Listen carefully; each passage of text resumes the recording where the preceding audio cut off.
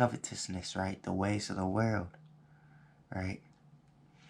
It says, and lo, thou art unto them as a very lovely song of one that hath a pleasant voice and can play well on an instrument, for they hear thy words, but they do them not. Right? So these we're not looking for these type of people. We're looking for action, you know, workers, you know. It says, and when this cometh to pass, lo, it will come, then shall they know that a prophet hath been among them. Right? Now let's go. Yeah, they got exposed before they were even like we say down here in the South, we say before they was born, you know, or before this was already before it was born, you know, or were you even born yet, you know? Now let's go back to Psalms 95. It says, Oh, come, let us sing unto the Lord. Let us make a joyful noise to the rock of our salvation. Right, another one for the song.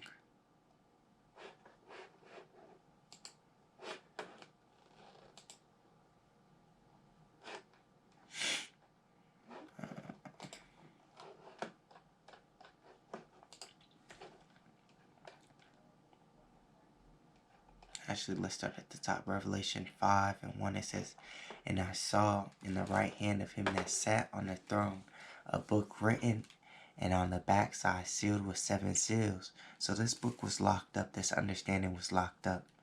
Right? Talking about the scriptures, the Bible. And I saw a strong angel proclaiming with a loud voice, who is worthy to open the book and to loose the seals thereof? And no man in heaven nor in earth, neither under the earth, was able to open the book, neither to look thereon. And I wept much, because no man was found worthy to open and to read the book, neither to look thereon. And one of the elders said unto me, weep not, behold, the Lion of the tribe of Judah, the Root of David, hath prevailed to open the book and to loose the 7 seals thereof. We're talking about Yahawashi. And I beheld, and lo, in the midst of the throne and of the 4 beasts, and in the midst of the elders stood a lamb, as it had been slain, having 7 horns and 7 eyes, which are the 7 spirits of Yahawah, set forth into all the earth. And he came and took the book out of the right hand of him that sat upon the throne. And when he had taken the book, the 4 elders and the 24, it says, it says, and when he had taken the book, the 4 beasts and the 24 elders fell down before the Lamb, having every one of them harps and golden vials full of odors, which are the prayers of saints. And they sung a new song, saying, thou art worthy to take the book and to open the seals thereof, for thou wast slain and hast redeemed us to Yahawah by thy blood out of every kindred and tongue and people and nation. Right, talking about Yahawashi redeeming the nation of Israel from the heathen nations. And if it's not talking about that, what is it talking about? Because what it says, and has redeemed us to Yahawah by thy blood out of every kindred and tongue and people and nation. It didn't say with. This word is out, not with. It says, and has made us unto our power kings and priests, and we shall reign on the earth. Right? The saints shall take the kingdom. Right? Now let's go back.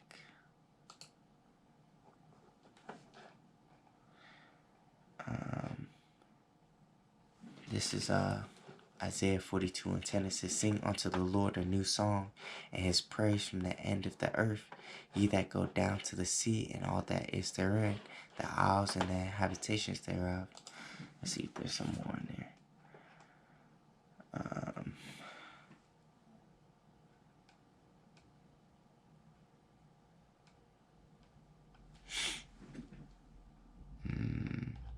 That's the main point is that the song, the new song, is this truth, right? Psalms 149:1. Praise ye the Lord, sing unto the Lord a new song, and his praise in a congregation of saints, right? And that's talking about pushing this truth, you know? That new song is the truth, right?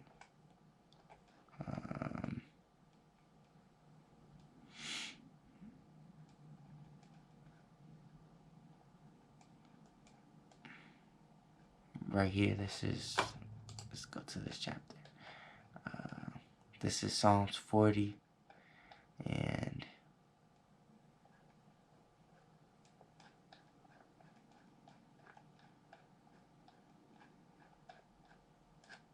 where is it at?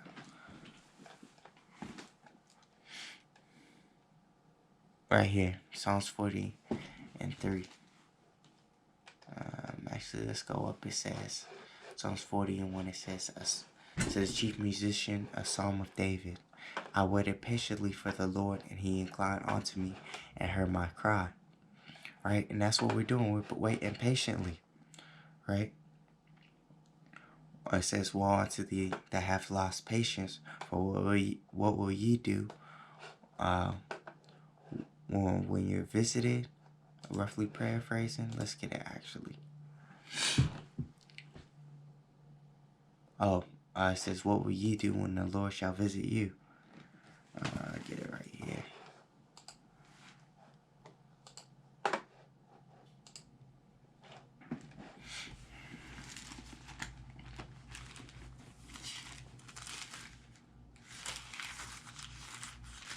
This is Sirach 2, verse 14. It says, woe unto you that have lost patience. Woe means destruction. And what will ye do when the Lord shall visit you? Right? So it says, I waited patiently. Psalms 40:1. It says, to the chief musician, a psalm of David. I waited patiently for the Lord, and he inclined unto me and heard my cry. He brought me up also out of an horrible pit, out of the miry clay, and set my feet upon a rock, and established my goings, right? And that's out of this utter darkness.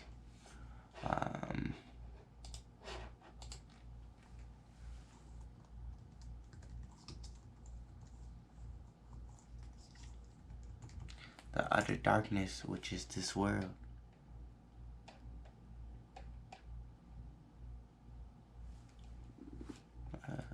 Let's see.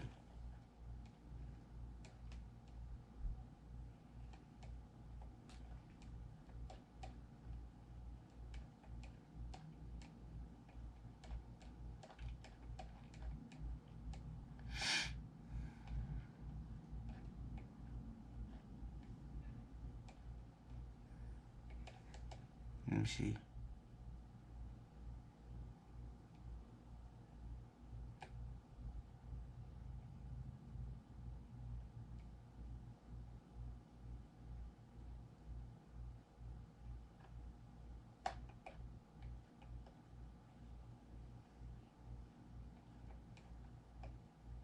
Right here. It's actually gross darkness.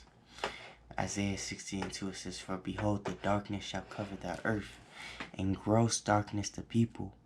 But the Lord shall arise upon thee, and his glory shall be seen upon thee. Right?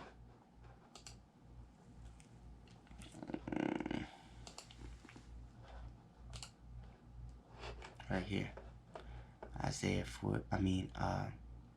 Psalms 40. Right? Psalms 40:2, it says, he brought me up also out of an horrible pit, out of the miry clay. Right? And actually, if we go into this word,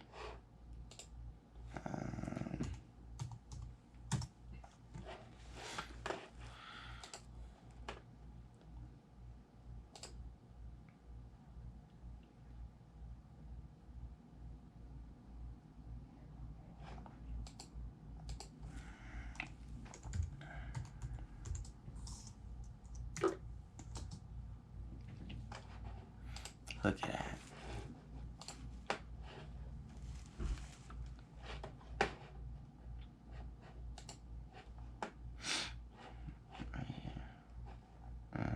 Let's see what this one, clay. Tayat.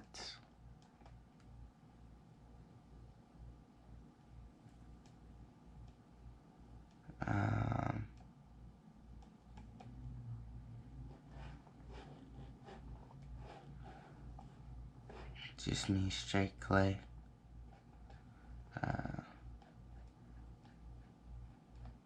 And the Habakkuk one didn't come up, so it's not talking about that.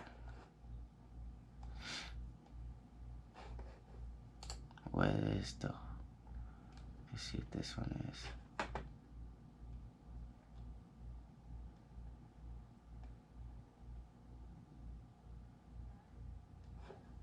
Actually, really, I wanted to get. See what this one, pit. War. It says a pit hole, especially when used as a cistern or a prison. So what would that's it right there, right? So from this hellhole, this prison. Let's see. Right here it says, "He brought me up also out of an horrible pit, out of the miry clay," right? "And set my feet upon a rock and established my going," right? And that pit is talking about this our prison sentence under these Edomites. "And he hath put a new song in my mouth, even praise unto our power. Many shall see it and fear and shall trust in the Lord." Right? "Blessed is that man that maketh the Lord his trust, and respecteth not the proud, nor such as turn aside to lies." Right? So if you turn against this truth, we don't have respect for you at all.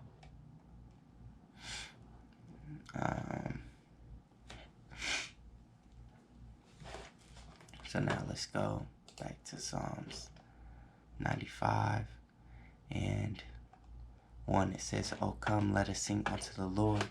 Let us make a joyful noise to the rock of our salvation." Right? And we know it's not talking about an actual song. What's the scripture? Listen.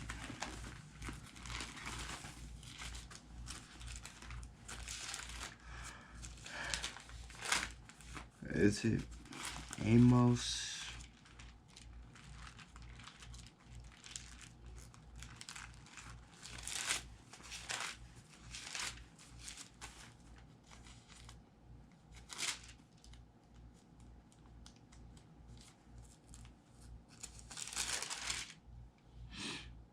Let's see.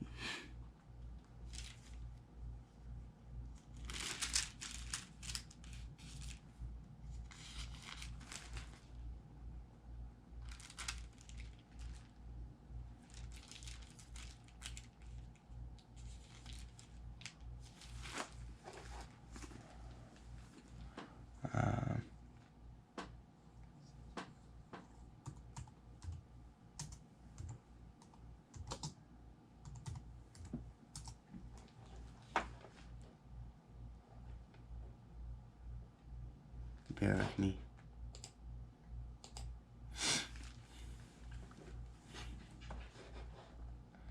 Come on.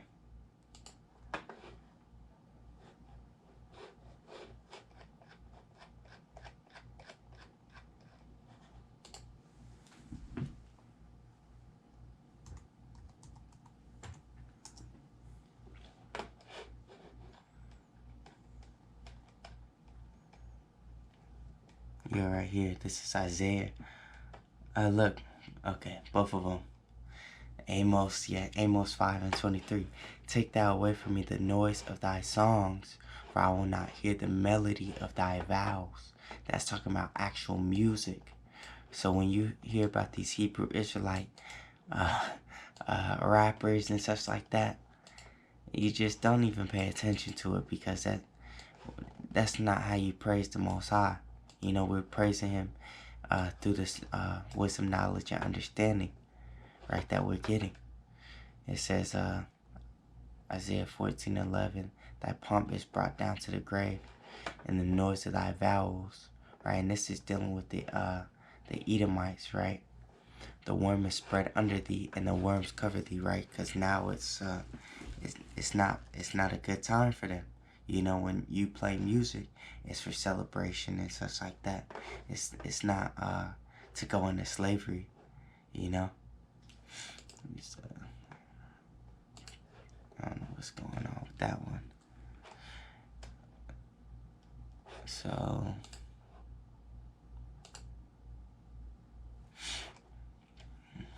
it says, Psalms 95:2, let us come before His presence with thanksgiving, and make a joyful noise unto Him with psalms.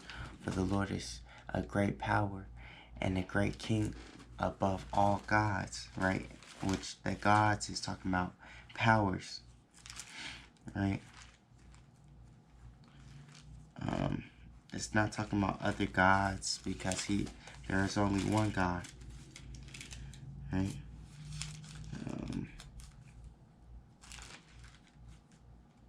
There's only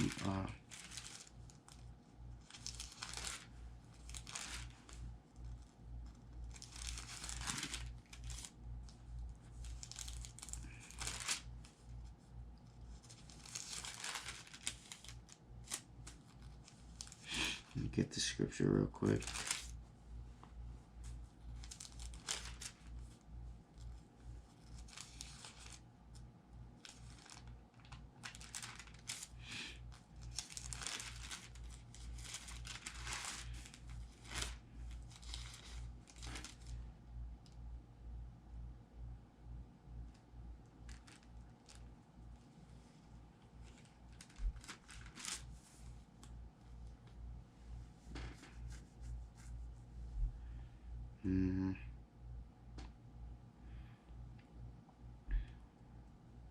This is Sirach 1 and 8. It says, there is one wise and greatly